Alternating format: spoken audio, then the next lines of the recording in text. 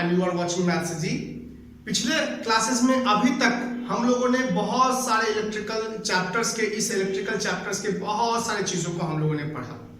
जैसे कि हम लोगों ने चार्ज को पढ़ा, ये इलेक्ट्रिक करंट के बारे में जाना, सर्किट्स के बारे में जाना, सीरीज सर्किट्स, पैरेलल सर्किट्स, सब के बारे में जाना। उस पर मैंने कुछ न्यूमेरिकल्स भी करवा दिए हैं। ओम्स लॉ को फिर हम लोगों ने जाना, बहुत सारी चीजों को हमने जाना। जैसे कि आप पावर को जाना, पिछले वाले क्लासेस में मैंने आपको इलेक्ट्रिकल एनर्जी, इलेक्ट्रिकल पावर के बारे में बताया था, उस पर मैंने कुछ न्यूमेरिकल्स भी करवाया था।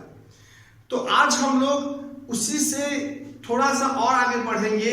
उसी इलेक्ट्रिकल एनर्जी पे हम लोग क्या करेंगे, या फिर इलेक्ट्रिकल पावर पे हम लोग क्या करेंगे, क्वेश्चंस को सॉल्व करने की कोशिश करेंगे।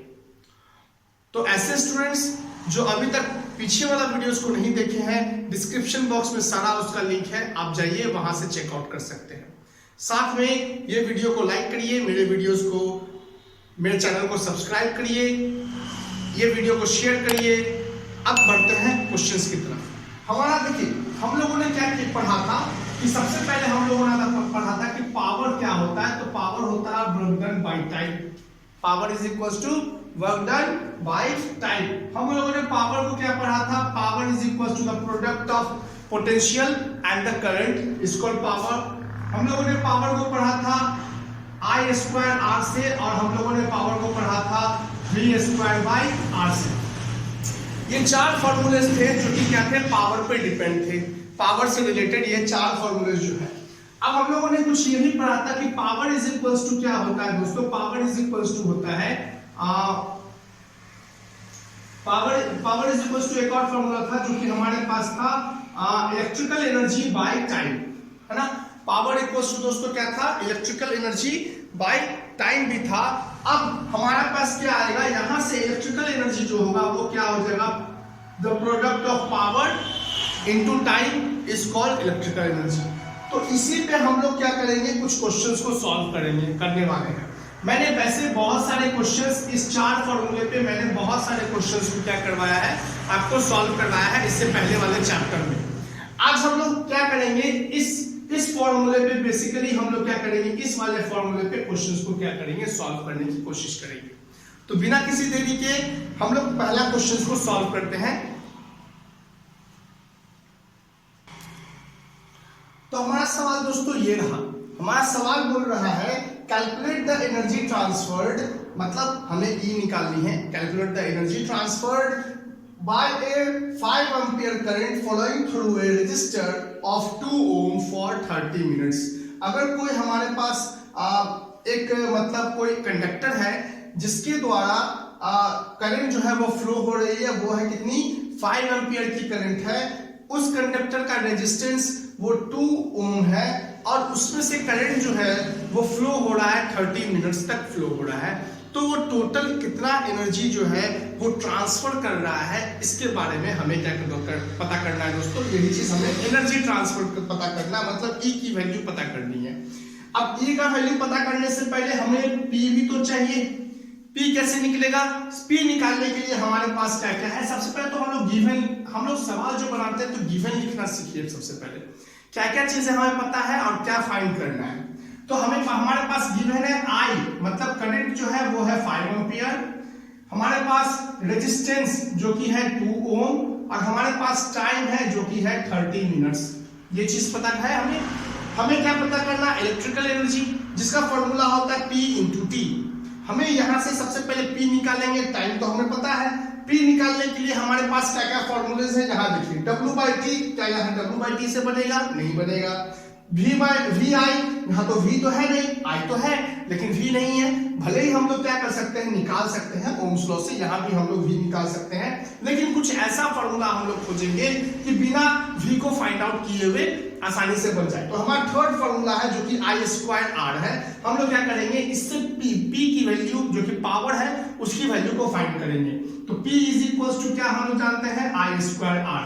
हम लोग क्या कर सकते हैं, बाय ओम्स लॉ से ये R है, ये I है, ये भी वैल्यू दिया गया है। आप क्या करिएगा, पहले V निकालिएगा। हम क्यों ना, हमारे पास पहले से ही I और R के लिए एक फॉर्मूला पहले से ही है, तो हम लोग V क्यों निकालना चाहे, इससे क्या होगा, टाइम का लॉस होगा। तो I स्क्वायर R, तो I कितना है 5 स्क्वायर इंटू R कितना है, 2 मींस आ जाएगा ये 50 वॉट आ गया, है ना। ये दोस्तों क्या आ गया, ये 50 वॉट आ गया, है ना। Power equals to 50 watt. अब इससे क्या करना है, किलो वॉट में चेंज करना है ना। तो पावर इज इक्वल्स टू क्या हो जाएगा, 50/1000 किलो वॉट, है ना। Power is equals to 50/1000 kilo watt. दोस्तों ये चीज हमारे पास आ जाएगा, जो कि किसके इक्वल होगा, सॉल्व कर देंगे, 0 0 कैंसिल हो जाएगा, तो 0.05 ये किलो वॉट के। आप यहां पर भी छोड़ सकते हैं, कोई प्रॉब्लम नहीं है। अब हमारे पास दोस्तों क्या आ गया है, हमारे पास ये पावर आ गया है। अब हमें क्या करना है, हमें एनर्जी निकालना है। तो हम लोग जानते हैं E इज इक्वल टू क्या होता है, P मल्टीप्लाई T, मतलब P इंटू T। P हमारे पास है 0.05 और T हमारे पास है 30 मिनट। 30 मिनट को हम लोग क्या कर देंगे दोस्तों, आवर में चेंज करेंगे, ठीक है। तो हम लोग कर देंगे 0.05 आवर में चेंज करेंगे, तो ये कितना हो जाएगा, 30 मिनट मतलब 0.5 आवर, ठीक है ना, 0.5 आवर। बस सॉल्व करना है इसको और कुछ नहीं। तो पॉइंट को हटा, आप क्या लिख सकते हैं फिर से, मतलब यही चीज को दोबारा लिख सकते हैं, मल्टीप्लाई कर देंगे 5 से कितना होता है दोस्तों 25, और हमारा आंसर आएगा 0.025, है ना, वो आ जाएगा जूल। 0.0 एनर्जी जो है, सॉरी kWh में होता है ना, kWh, क्योंकि P इंटू T है। P का यूनिट जो होगा kW मतलब किलोवाट, और टाइम जो है वो आवर में लेते हैं हम लोग, तभी तो 0.5 आया। तो ये आ गया हमारा E equals to total energy कितना ट्रांसफर हो रहा है, वो हो रहा है 0.025 किलोवाट आवर। आई थिंक आपको ये सभी चीजें जो है वो समझ में आ गई होंगी। बढ़ते हैं हम लोग नेक्स्ट क्वेश्चन की तरफ। अब दोस्तों हमारे पास क्वेश्चन 2 है। क्वेश्चन 2 क्या बोल रहा है, a refrigerator having a power rating of 350 watt. एक रेफ्रिजरेटर है जिसकी पावर रेटिंग है, वो पावर कितना डिलीवर करता है, वो है 350 what, operates for 10 hours a day. उसे हम रोज 10 घंटों के लिए यूज करते हैं, या फिर 10 घंटों के लिए मतलब ऑन करके छोड़ देते हैं। Calculate the cost of electrical energy. हमें कॉस्ट करना है, क्योंकि जब हम बिजली का उपयोग करेंगे तो हमें बिजली का बिल भी तो देना पड़ेगा, है ना। तो so cost of electrical energy to operate it for 30 days. 30 दिनों तक हम रोज 10 घंटा यूज करते हैं, तो हमें कितना इलेक्ट्रिसिटी बिल पेड करना पड़ेगा, जिसका रेट कितना दिया हुआ, the rate of electrical energy is ₹3.40 पर किलोवाट आवर। हमें रेट पता है। तो यहाँ पे क्या है दोस्तों, कि अगर हमें क्या टोटल कॉस्ट अगर निकालना है, total cost of electrical energy is equal to क्या होता है, हमें सबसे पहले क्या करना पड़ेगा, सबसे पहले टोटल इलेक्ट्रिकल एनर्जी जो है वो कितना फ्लो हो रहा है, वो चीज हमें फाइंड आउट करना पड़ेगा दोस्तों। टोटल एनर्जी, तो टोटल एनर्जी क्या होगा, टोटल एनर्जी E हो गया, E और इनटू क्या हो गया दोस्तों, रेट, है ना। Total electrical energy into rate से हमें दोस्तों क्या करना पड़ेगा, मल्टीप्लाई करना पड़ेगा, है ना। चलिए, तो इस सवाल को हम लोग क्या करेंगे, सॉल्व करने की कोशिश करेंगे। तो सबसे पहले हमारे पास क्या क्या चीजें हैं, हमारे पास है गिवन में कि पावर कितना है, 350 वॉट। हमारे पास पावर 350 वॉट है।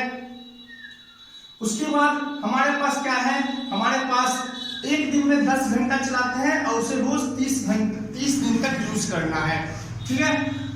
तो सबसे पहले तो एक दिन के लिए, फिर उसका 30 से मल्टीप्लाई कर देंगे, और रेट हमारे पास है 3.40 पर किलोवाट आवर, ठीक है। ये चीज हमें पता है। तो हमारे पास क्या है दोस्तों, पावर पता है, हमारे पास टोटल टाइम भी पता है ना। तब हम लोग क्या करेंगे, इसको सॉल्व करने की कोशिश करेंगे। तो सबसे पहले तो हमारे पास है E इज इक्वल्स टू क्या होता है, E इज इक्वल्स टू मतलब electrical energy is equals to power multiply T। Power का वैल्यू कितना है 350 और मल्टीप्लाई टाइम कितना है दोस्तों 10 आवर्स। 10 आवर्स हो गया।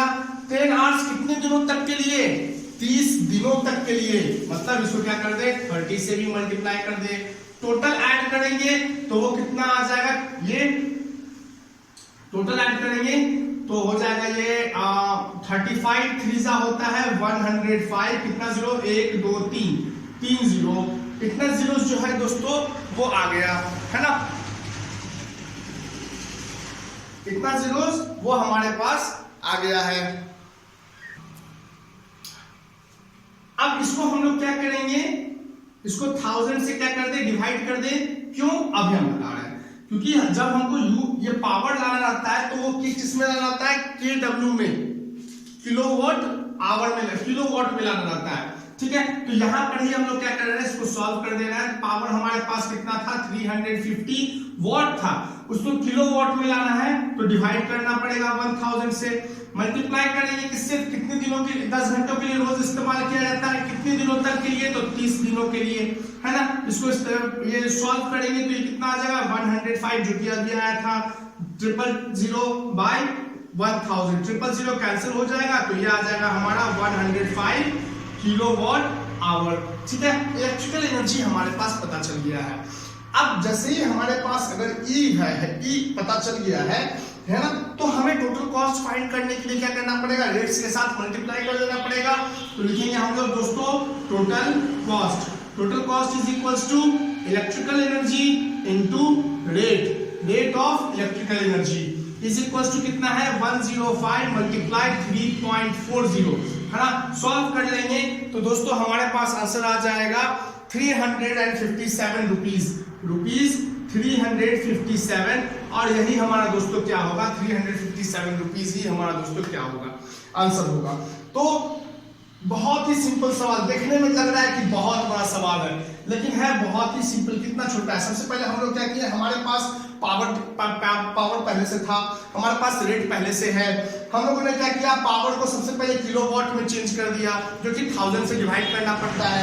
350 को हम लोगों ने 1000 के साथ डिवाइड किया।